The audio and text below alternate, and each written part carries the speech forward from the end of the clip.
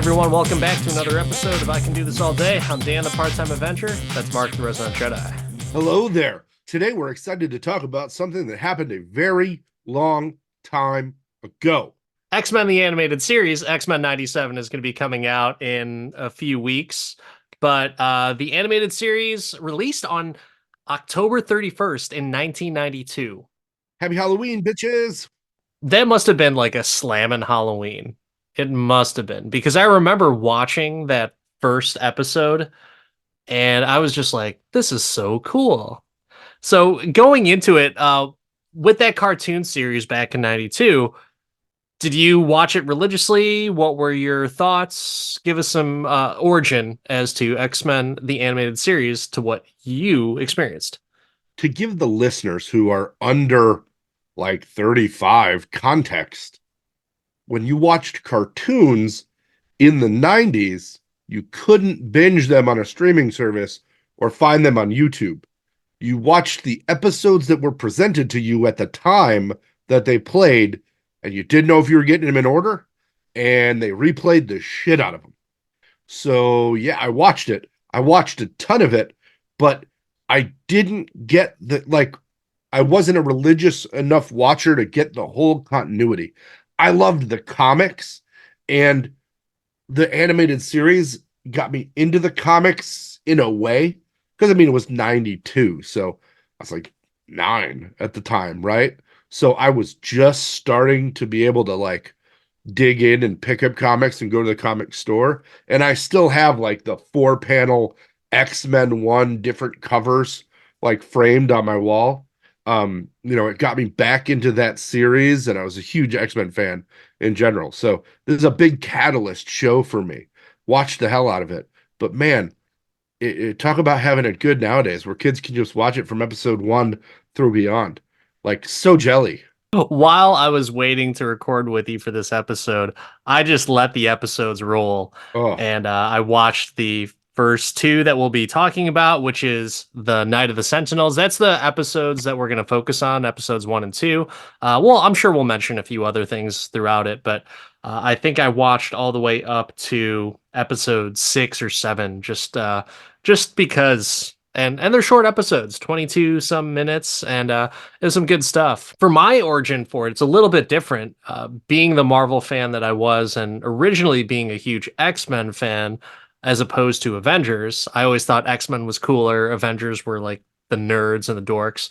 Little did I know that the Avengers were a powerhouse team, but I was not familiar with the X-Men at all. So the moment that I turned on that cartoon, my older brother was giving me a little bit of insight as to who was who. And so that kind of molded my opinion and my perception of how to kind of digest this cartoon.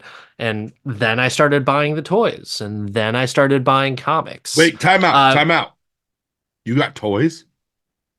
well, I bought very few toys. I have way more toys now than I ever did as a kid. Like the amount of toys that I have in my background now is like 100-fold compared to when I was young.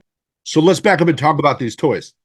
Which X-Men line were you buying in the mid 90s?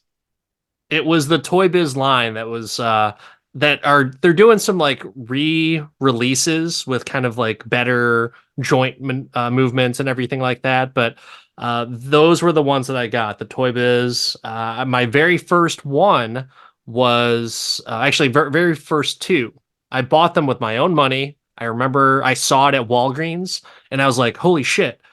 These are just like the cartoon. Looks a little bit different, but I want to get those." So I got a Wolverine with the old uh, The brown? yellow and brown suit, and Yeah. then a Magneto where like he had a magnet on his chest, and he could take like one of the little toys that came with it, and it stuck to his chest. So Ooh. that's kind of what got me started in the toys. Now, did you have the toys prior to the cartoon, or did you get into them because of the cartoon? I can't say which came first. I know I had the toys, and I had the comics, and I watched the cartoon. They were all kind of an amalgamation at that point. But yeah, no, I remember the toys. I remember the Cyclops that had the OGX uniform, the little flip in the back where you a little light, little blinky light. The Nightcrawler. Mine just stopped doing the light for the optic blast when my son started playing with it. So I was Oh, like, son of a bitch. Like this thing has lasted 30, well, I don't know if it's 30, like 28 years. And then I give it to my son, and the first few times he presses the button, doesn't work. I was like, son of a bitch. God. mhm. I remember the Archangel one, Mm, with the little wing missiles that you lost immediately and never found again. Gambit with the I had plastic that. jacket, like that was gone after 10 days. Mine disappeared or ripped. I think that's why I got rid of it. But Yeah. what I did do, because his outfit, like his top, was different than the cartoon, I colored his sleeves black so it could kind of mimic what the cartoon was Oh, look at like. you. Just Did you do any like customizing. awful modifications to your action I figures remember when putting you a were younger? He-Man in the microwave once and it like sparked up because I'm pretty sure it was Oh. like chrome He-Man. But yeah, I was stopped from doing any other additional uh experiments though. But yeah, no, I remember this toy line. This toy line came out when they were like 4.99 to 6.99 per. Yeah. I remember going to the mall at KB and they have an aisle full of all these that you couldn't even name half of them because you were still learning about them. Which is why the newer Marvel toys are both so cool and like what the hell? You guys could have done this a long time ago. Yeah. You couldn't add like an extra screw by their knees. So one of my biggest pet peeves is on, and I never have played with this action figure. I bought it when I was an adult. I think it was like early years when I first got married. It was the Sabretooth action figure. Ooh, And didn't have that it's one. still in the box, still in the box. But what I noticed is that it didn't have knees that bent. So I was like, well, that's kind of stupid. That's like the cheapest fucking action figure ever. And I can't have an all-out Wolverine and Sabretooth battle if his fucking knees don't bend. So to this day, I'm still kind of bummed about it. But I did buy a Marvel Legends Sabretooth action figure, and I haven't taken that out of the box yet. Maybe one day I will have that all-out brawl between the two mortal enemies. I like it. I like it. But yeah, that toy line was excellent. And they did like the plane and they had like a danger room that wasn't as cool, like, Yeah. but You that mean it I didn't have holograms yeah, no, and was it blow shit I up? feel like the WWF rings were cooler than the danger room. I just think that there was so many good toy lines at the time that this one stepped right in and fit. You had Ninja Turtles, you had X-Men, GI Joes were still pretty popular back then as Yeah. well. I think that's when it was right on the cusp of Power Rangers becoming Yeah, it popular was as well. before, it was pre-Power Rangers. There was Yeah. new He-Man then, like He-Man from space. Which, by the way, so I there's a few He-Man figures that I actually got for my son because they were just cheaper toys, and they're all like just ripped to shit. They're all like they're Those are awesome. the OGs. There was a WWE crossover Yes. with He-Man. I've And seen so there this. was like an Ultimate Warrior He-Man, which I bought for my oldest. I believe there was a Goldberg He-Man character and someone like I think Kane or something like that that I bought. But yeah, toys. Granted, I didn't have that many toys when I was growing up. I did spend my well planned out Christmas money and birthday money that I would get that my mom wouldn't have, that she didn't take away from me. I would hide that money so I could buy those toys. It was yeah, good times. Good times. And I played with those toys so often and I want to say I got my money's worth like at least 50 times over again because there were some epic battles. Dude, I feel like you've made up for not having those toys as a kid with all the toys we see in the background right now. The all the X-Men ones that I was talking about, they're right over there in that corner, but Oh no, I'm talking about the adult size toys, oh like the yeah, shield for and the sure. axe and the helmets. You're Yep, doing okay. yep. It's not bad when you're an adult and You can spend some of your own stuff on a well, I can't even say they're adult toys, but when you can spend that money, why not? They're collectibles. Yeah, yeah, exactly. I mean, I am an adult now because I don't take the action figures out of the box. I just let them sit there and I just admire them.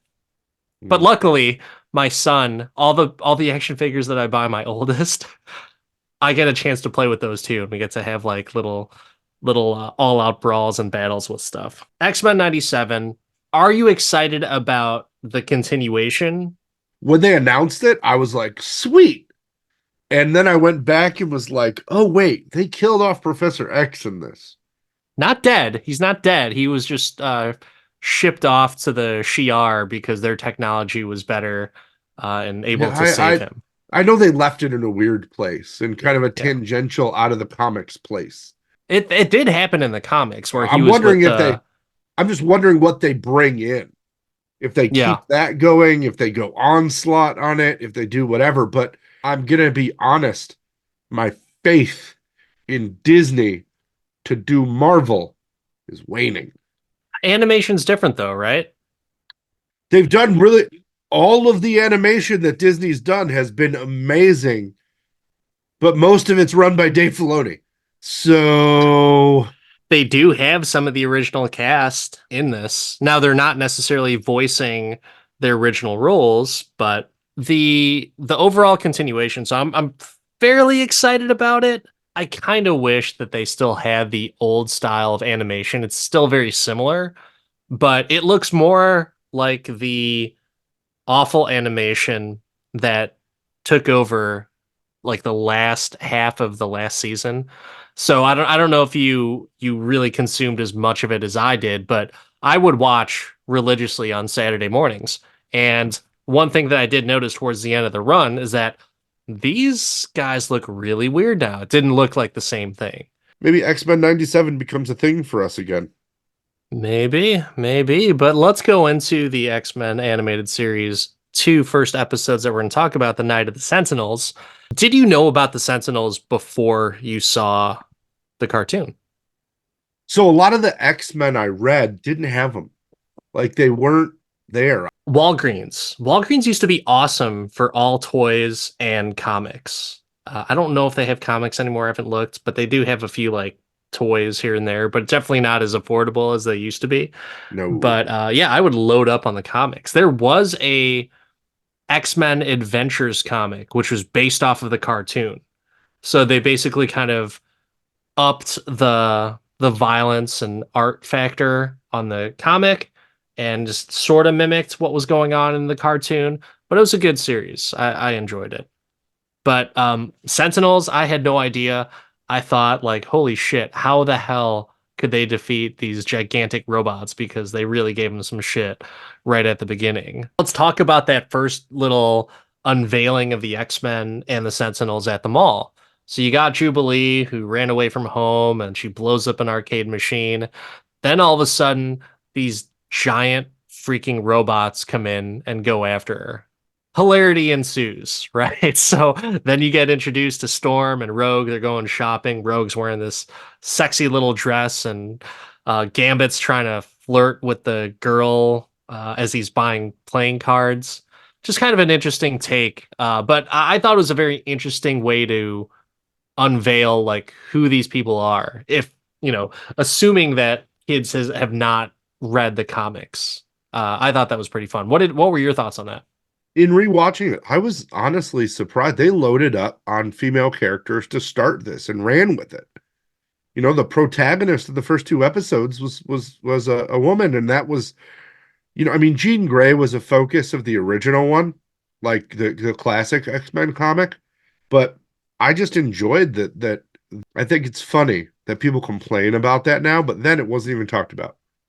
It was just oh, okay, cool. I like seeing these characters on TV.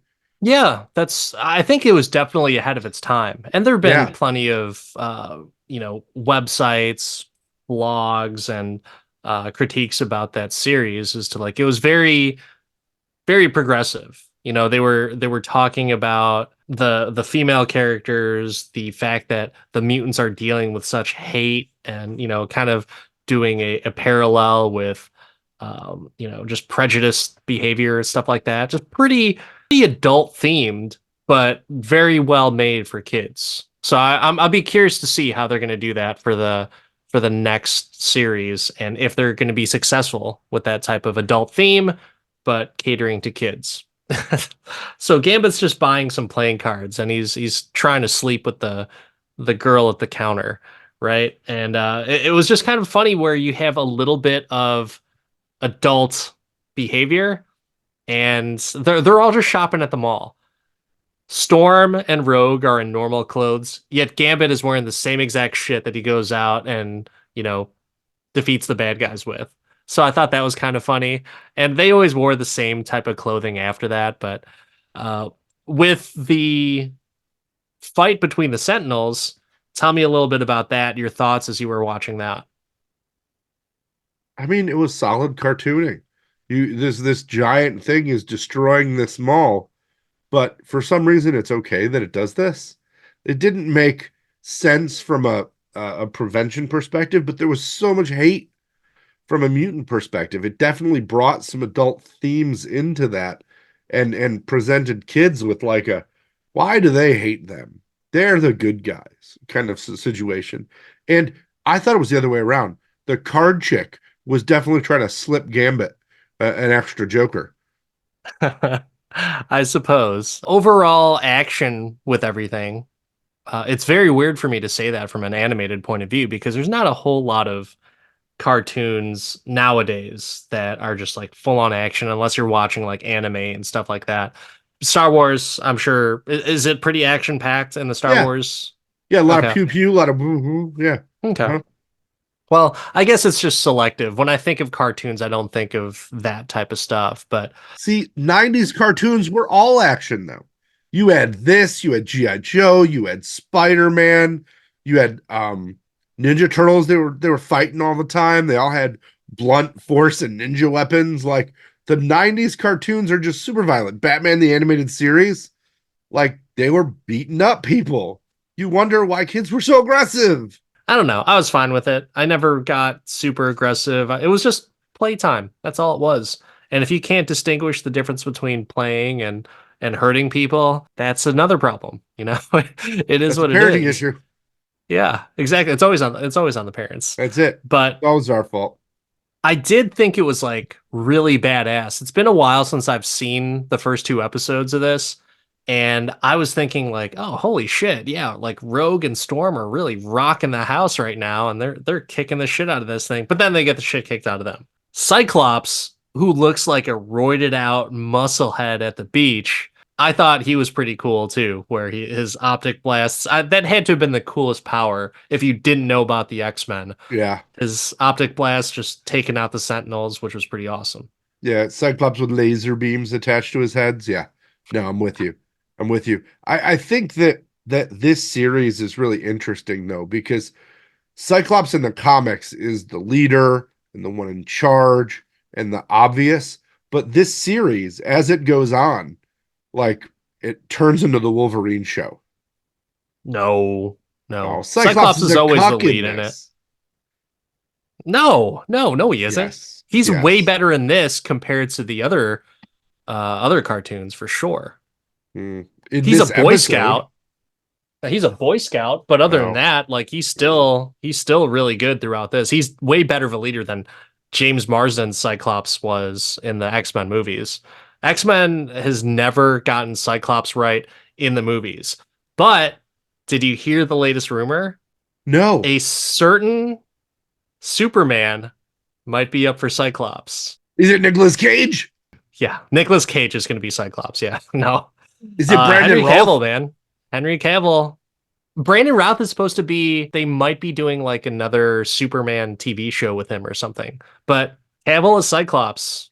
Cavill's too busy doing Warhammer, the movie and the game. Cyclops isn't going to be into, and the X-Men aren't going to be in until like 2028 anyways. And then that'll be pushed back by 5 years. So at that point, Cavill will be old and he'll just be Professor X. I'm fine with it. What are your thoughts on Cavill potentially being Cyclops? I think it's better than James Marsden, though. Appreciation for James Marsden in other roles. Marsden could have been good as Yeah, Cyclops if they just wrote it good, you know? well, that's a director thing. I wonder whose fault that is. But I think that yes, that'll be great. But we've seen him not fit in with a group of superheroes before. So, you know, excited to see an actor I like out there, but need to see who he's joining Yeah. and who's going to complement that cast and what characters they choose to touch. It'll be interesting to see like if Cavill keeps the muscle on and who they bring in for Wolverine. That'll be like a really nice polarizing So there's dynamic right so many there. rumors about Wolverine. Who's your Wolverine pick? Who do you want to see? I would still love to see Taron Egerton as Wolverine. Guy's awesome. See, So I'm all in versatile. on Harry Potter. Let's go. I'm fine with that too, but if I had to pick between those two, it would Hmm. be Taron Egerton for sure. Okay. Talk to me about Jean Grey. You know, for her, I don't care who they really get. It doesn't. I'm fine with like a no name or, you know, someone who's done some TV acting or something like that. To me, I don't think you need a strong Jean Grey. I think that person can develop, and when they hopefully do a Dark Phoenix saga, if they do that, then cool. That person will already have progressed into that role and they've made it their own, as opposed to just like cramming someone in, like, we're going to do the Phoenix saga right off the bat. Like, no, you don't do that. Don't do that because But you have to care for Jean Grey. And so I think just like for, you know, Wolverine, Hugh Jackman was not a popular pick, but we grew to like him as the movies went on. So I think that can happen the same thing for Jean Grey. see, I don't think you can do that opposite Cavill. Cavill's going to be older. You can't just pick like a fresh face. They need to be somebody with the gravitas to go back and forth with Cavill. Not at the beginning. Mm. Like I said, that person can grow into it. Then they can So get let me their pitch sea you legs. this. Let me pitch you this. What about a little bit of a reunion? A little Cavill with somebody else that he's got a little chemistry with, a certain redhead that might be Too perfect. small. She's too short. There, You need like a as as much as I like Amy Adams, I think you need someone with a little bit more presence than her. And I think she's too old. You need to get someone younger. Even though Cavill will be older, this is like the typical Hollywood thing. You have an older guy and then you have a younger girl to appease audiences, to man, way to have like, steer you into know, the the sex stereotype, sells. man. Boo. Comments are It's going not to a eat you up on stereotype. this. It's just the sheer fact that if we get Cavill, then I'm okay with getting someone else because the new X-Men movies should be the Cyclops show for at least a little bit. You know, it can't just be a continuation of Wolverine just dominating the screen. If you have Wolverine and like if you do a comparison between like the Avengers and X-Men, have Wolverine as like the Hulk type of presence. He's there, but he's not the Hulk all the time, right? Mm. So if you have Wolverine there, cool. The scenes he's in, he steals the show, but at the same time, he's not the sole person that you depend on for the success of the X-Men franchise. I would rather see an X-Men with very little Cyclops, with no Wolverine, We've and already with seen little Cyclops in an X-Men, so ooh, I'm talking about with like a considerable number of the additional characters that made up the team as it moved forward, right? As Uncanny went on, Wolverine wasn't a regular. He was in Alpha Flight or he was off doing his own thing. Wolverine was in the X-Men series. Right. Uncanny X-Men was Storm, Jean Grey, Colossus, Archangel, Iceman, I want that team. and Bishop. I want that team. I'm okay with that because if they do something like that, that would be awesome. But how do you feel if they just did like an original X-Men, whereas Beast, Cyclops, Iceman, Jean Grey, An angel. and yeah, it's just them. That's fine. Again, I don't want to put Wolverine in it right away. That's I fine. need some distance from that character, and I need you to be able to develop the other ones. The only my challenge with with any of it is I want to see like some characters that I don't see a lot. They did an original X-Men already. Yeah, but not really the original X-Men. Yeah, That was that was my only critique with Matthew Vaughn's roster is that like who the hell are these other guys? Like that's not the first class. This doesn't make sense to me. But that was my critique. It was still an amazing movie, yeah. but the comic purist in me was just like, oh, well, wait a second. Where's Angel? Not that Angel, but the real Angel.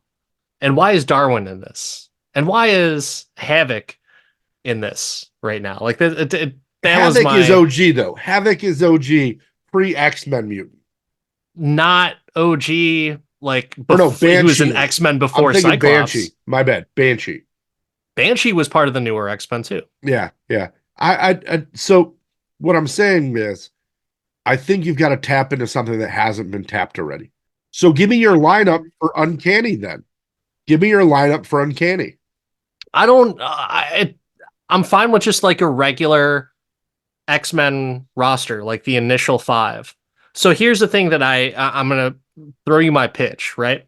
So what I think they're going to do with Fantastic Four and kind of like what the rumors are is that it's taking place in a different universe. It's in the 60s, right? I think they should do something similar to that with X-Men, where it's separate universe. They've got, whatever with their respective timelines. I don't need it to be modernized because I feel like that's where you could make some mistakes and granted some of that stuff is dated just from a sheer time perspective, but at the same time you can still have a strong presence of Jewish representation with Magneto, with him being a Holocaust survivor along with Charles Xavier being like the rich kid that is just like, oh yeah, I met Magneto back in the day. Do So they touch that it's though? they do absolutely in the first X-Men movies. Yeah, No, I absolutely. understand they touch it in the first X-Men movies. In the reboot, do they touch that? I think they should.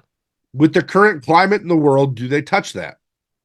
I think they will. They will because they always have to have some type of backstory, right? Is if it's not an origin story, they will have that context of so and so was if they're not going back to the Holocaust, then maybe they do what people have been talking about is where maybe it's a civil rights movement and where you have a black Magneto and a black Charles Xavier. Ooh, cast that. I think they have like they were talking about like Giancarlo Esposito and Denzel. They were that was like the fan cast of it. If they were doing uh, like a civil rights type of take on X-Men, so yeah, that could work. So And Malcolm X as Professor X, that seems a little too easy. no, he would be Magneto. Denzel's Oh. Magneto, and then Gus Fring is Professor Xavier. So Giancarlo Esposito, who always plays villains, would then be the good guy. Yeah, I mean he's well known as Gus Fring in Breaking Bad, but yeah, I don't know, man. X-Men is such a far away project right now. It's going to be interesting to what they do. Either way, you got me hooked for at least 10 years because I'm going to try and see this through until, like they bring the X-Men in after Fantastic Four and everything. But Fantastic Four, that casting, fucking spot on. I'm all about When's it. that supposed to come out? 26, I think. Well, wait, they already brought X-Men into it. Well, they're going to a Deadpool 3. No, they did in the Marvels. Right. Do they give us that X-Men? Because then Kelsey Grammer's back. I don't know what they're going to do with that. I think they just don't know what the fuck they're doing. So it'll be interesting as to how it all When does America unfolds. Ferrera come back? When's or no, America She's something. Barbie? Barbie? No, It's no, no, no. The one from America Chavez. yeah, America Chavez. When is she coming back? Is she gonna Maybe be New the X-Men? Avengers or Young Avengers or something like that. Oh, geez. This is all crazy. We'll see. America But Ferrera. Oh, there's a great Jean Grey. no, no, I Hater. don't think so. Granted, Famke Janssen wasn't the best Jean Grey. I still liked her. Yeah, I don't know, man. I feel like, and I don't think you have to necessarily stick with every character as the comic book counterpart. So I would be open to seeing like a civil rights type of Magneto and Charles Xavier type of casting. The Hulk is green. He's going to be green in the movies. So I think if Jean Grey, who is known as a redhead and has been referred to as red by like Wolverine and every, I think there's like an alternate version of her as red too. I think she needs to be a redhead. And you know what?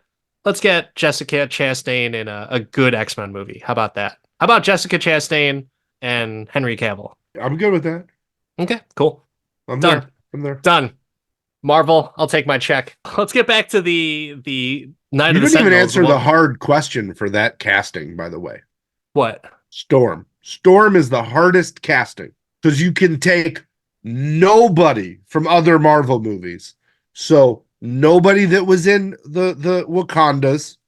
You can't take Zendaya, which would be the obvious choice if you were making No. if you were making it a standalone, like just based on popularity, bringing Un- her in would be huge. But you can't because she's yeah, already it in it. would be. It would be huge, but I think, unfortunately, Alexandra Shipp, who was in the later X-Men movies, I thought she was a cool Storm. They just didn't do enough with her. But she's gone publicly saying that, like, yeah, I'm done with Storm. So whoever, I'm excited to see whoever else does it. Back to the Sentinels. So you've got the battle at the mall, pretty cool action, and then you have the facility break-in where all of a sudden it takes like a weird turn, right? This is the first, or I'm sorry, no, it was the second Second. episode because it happened in the second episode, and one of the team members dies. So that was Morph, and it's like, holy shit. Looking back at it, I didn't think anything of it then. Dude, that's pretty intense for like, luckily I was a desensitized kid that had already watched Terminator at least 100 times. I was fine with someone dying. It didn't bother me. But I was wondering if there were any kids out there asking their parents after that episode, like, why did Morph die? And why does he have to die? Like, it's kind of No, you know why there wasn't? Because in the 80s and the 90s, they killed off everybody. They killed the kid in My Girl. They killed Old Yeller. They killed Benji. They killed everything that you in loved. the 90s. Old Yeller and all them in the 90s. You were watching that shit on repeat in the 90s. You tell me you didn't see that movie as a kid. In school, I'm just saying. I wasn't running home to turn on Old Yeller. I'm just Like, saying get the hell out of here. Are you they've kidding been me? killing things in front of kids for decades at In that point. cartoons, besides Bambi's mom, I mean, that's the OG. that's the only one, right? If you believe fan theories, they didn't kill the evil queen in Snow White. She became the one from Tangled. So, yeah, I don't know. Luckily, I don't have to worry about any of those fan theories because I don't give a fuck. oh, I don't know, man. I don't know. You've got a lot of Disney love in your house. That's fine, but they Ooh. know where I stand on a lot of that stuff. They know where my commentary is going to be. This is the only cartoon Dan will watch, by the way. I will watch some X-Men 97, so that's fine. Yeah, that's it. That's it. But so yeah, Morph dies, right? And Beast gets captured and he's in prison and everything. Really definitely like ballsy for a second episode of that show. Of any show, really. I would say that I like Morph right off the bat with his funny impressions, his shape shifting. I was like, oh my God, this guy's badass. And then he dies in the second episode. So we think. But yeah. And did you have any other thoughts on him dying or the dynamic of that show with killing off a core member of the team? I don't remember Morph in anything else. Like I don't He remember him was being. he was for the cartoon specifically. So Yeah. So I mean, it was like it was specifically made. He was a copy of Mystique, basically, that they could kill off. funnier though. Funnier than Mystique. Well, yeah, no, I mean they're like, oh, we should do some some slapstick. Yeah, yeah, brr. We got these jokes. They're vaudevillian. It was a funny show though, because they had like some pretty good jokes all throughout, like even pranking Morph at the facility where he says like, "Hey Beast, can you give me a lift over the fence?" And Wolverine and Beast give each other like the little OK sign and just toss his bitch ass over the fence. That was good humor, and even now to this day, I still find it funny. But the voice acting, did you find it believable or cheesy watching it this time around as opposed to initially seeing it as a kid? I just accept it as nostalgia. I don't overly evaluate it, if you will. If you spend too much time, you're going to find holes. Do you have any, good or bad moments throughout the first two episodes? I just like them. I think that they're solid. Best two-part opening of a series that I can think of. Yeah, I don't know. Like for the good parts for me is just the high level of awareness that show had of taking on and tackling the mutant problem, which is very similar to, just being prejudiced against a certain group of people or even just flat out racism, right? The action in the fight scenes and the battle scenes were pretty good.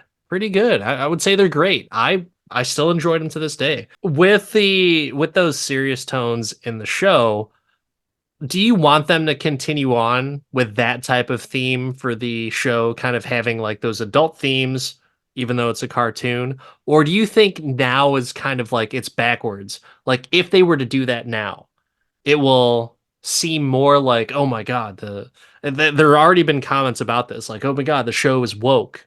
Like you have to talk about these topics. Like why can't it just be an X-Men cartoon? Like I don't know if you remember, the old X-Men cartoon was pretty woke for its time, but they handled it very tastefully.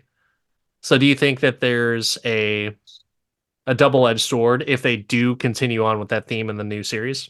So there's two things to that. One, this isn't a show that's made for kids. This is a show to keep parents paying for Disney Plus so they can watch something nostalgic for them, right? That's the target audience. It's not children, it's adults, right?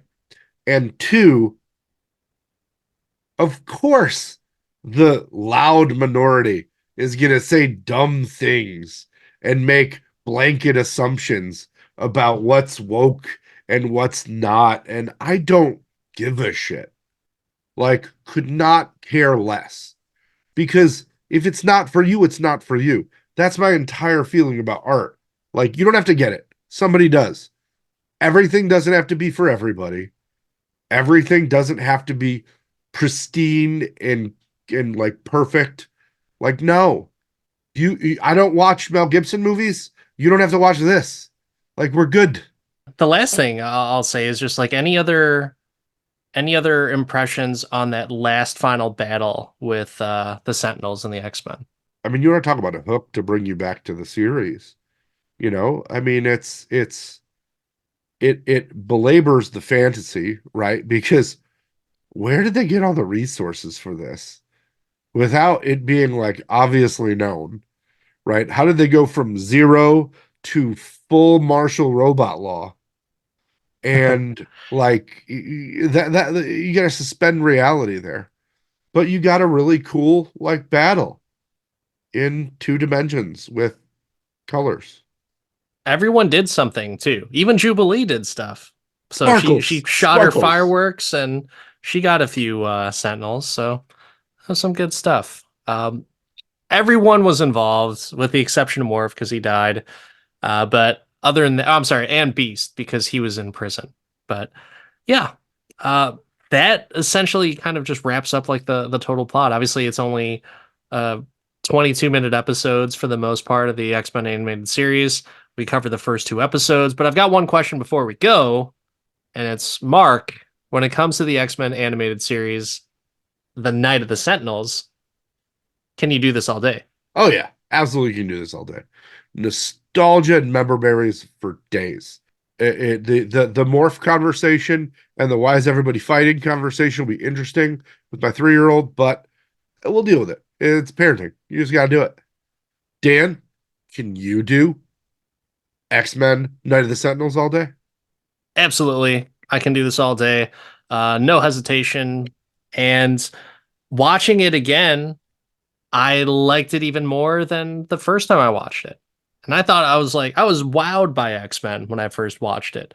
And here I am, like 30 years later, and it is just as good as I remember. So, yeah, I can do it all day. That pretty much sums it up for us. I hope you all enjoyed talking about or listening to us talk about the other X-Men fan casts and Fantastic Four and our theories as to how things might go. But until next time, this is Dan the Part-Time Adventure. That's Mark the Resident Jedi. Like, subscribe, no hateful comments, because that's just not nice. We'll see you on the next one. We'll see you all, and thank you to whoever's listening from Japan. We'll see you next time. Arigato.